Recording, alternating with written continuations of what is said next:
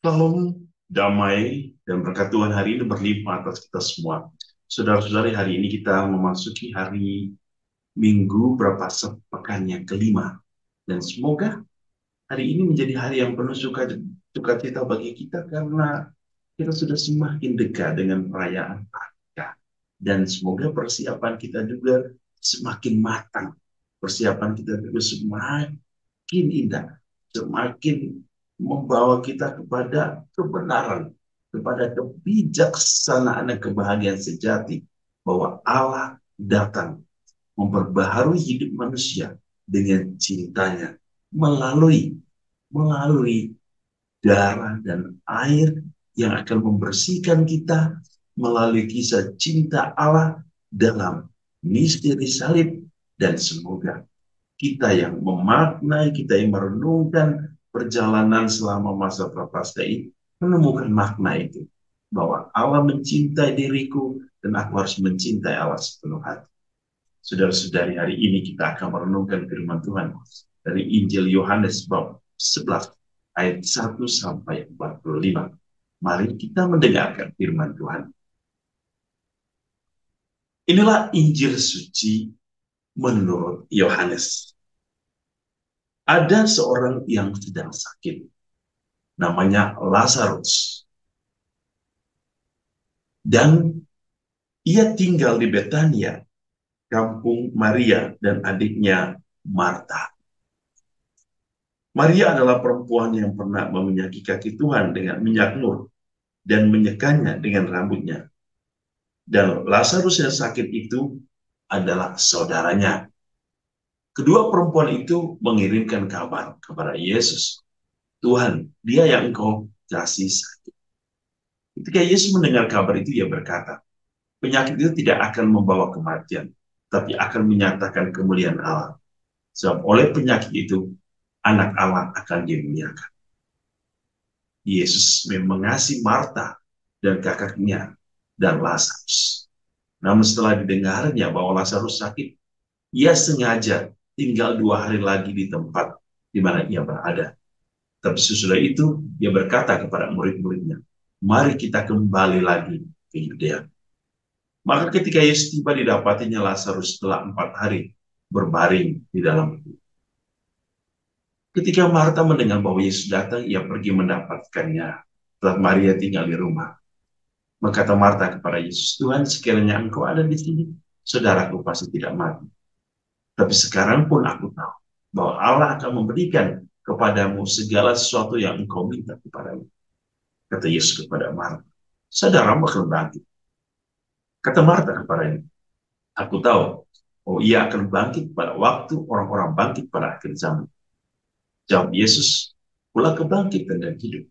Barang siapa percaya kepadaku, ia akan hidup walaupun ia sudah mati.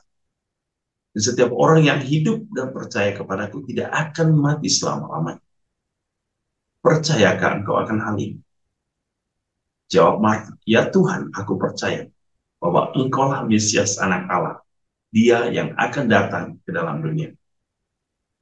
Ketika Yesus melihat Maria menangis dan juga orang-orang Yahudi yang datang bersama-sama dia, maka masdulah hatinya.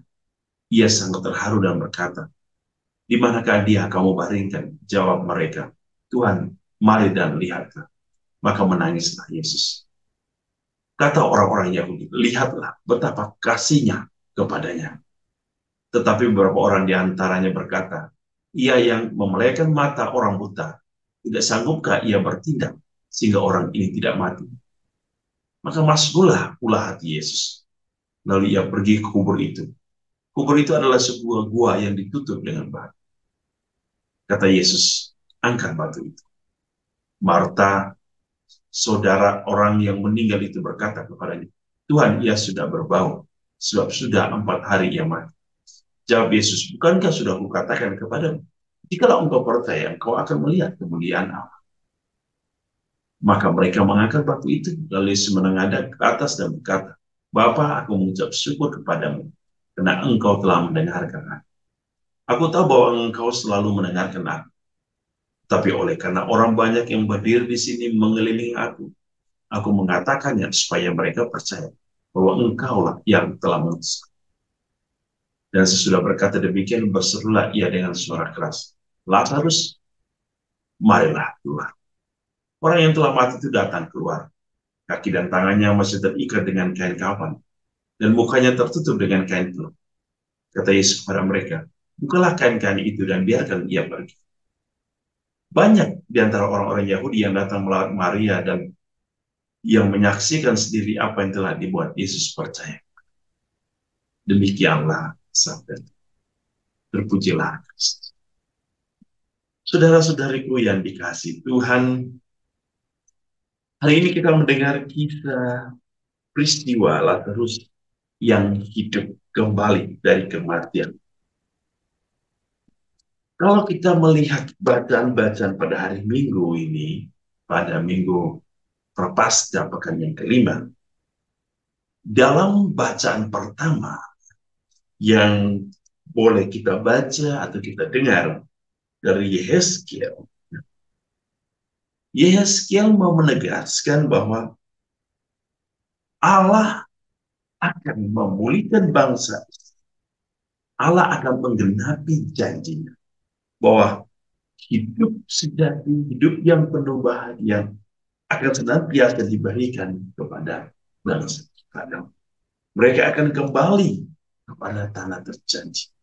Mereka akan kembali ke tempat di mana Allah telah menjanjikan akan kelimpahan susu dan madu. Allah akan senantiasa memberikan mereka roh untuk memperbarui hidup mereka dan mengalami kehidupan yang baru.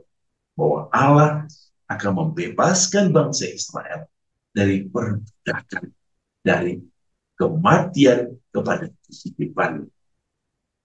Dan bagaimana untuk mengalami? Maka Yesus hari ini dalam peristiwa kebangkitan atau Allah memberikan hidup baru bagi Lazarus, mau menunjukkan kepada kita bahwa Allah menyatakan kemuliaannya sebagai Allah yang hidup. Bahwa setiap orang yang percaya kepadanya, walaupun ia sudah mati, maka ia akan hidup kembali. Inilah kebesaran iman. Bahwa dengan kedatangan Tuhan, Allah menghancurkan kegelapan malam. Dan dengan kebangkitannya dari kematian, Allah membebaskan manusia dari kegelapan dan kehancuran itu. Dan manusia mengalami hidup baru. Dan setiap orang yang percaya pula melalui kenaikannya ke surga, maka setiap orang yang percaya akan dibangkitkan Tuhan, memberikan kehidupan baru, dan diangkat.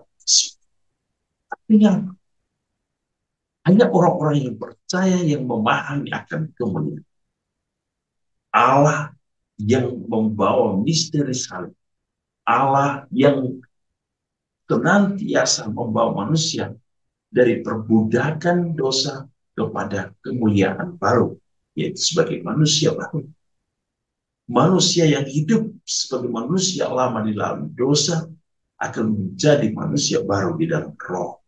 Maka Santo Paulus hari ini dalam bacaan kedua ya, kepada jemaat di Roma mengingatkan kita. Hiduplah sebagai putra-putri roh. Dan Paulus mengatakan, putra-putri roh adalah hidup menurut roh, yang berarti hidup yang mencari dan tunduk pada bimbingan Roh, serta memusatkan seluruh hidupnya kepada hal-hal yang hanya berasal dari Allah. Maka Yesus memanggil kita bahwa Dia adalah kehidupan. Maka setiap orang yang percaya kepadanya akan hidup selama-lamanya. Dan melalui peristiwa Paskah, kita diperbaharui oleh Tuhan bahwa kehancuran dosa membawa manusia kepada kemuliaan baru bersama Allah. Kita tidak lagi hidup sebagai manusia lama, tetapi kita hidup sebagai manusia baru di dalam Roh. Kita hidup di dalam kasih dan cinta. Mari semoga masa Prapaskah ini memperbaharui hidup kita agar kita tetap hidup di bawah bimbingan. Tuhan Yesus memberkati kita hari ini dengan berkatnya yang penuh. Dalam nama dan Putra dan Roh Kudus. Amin.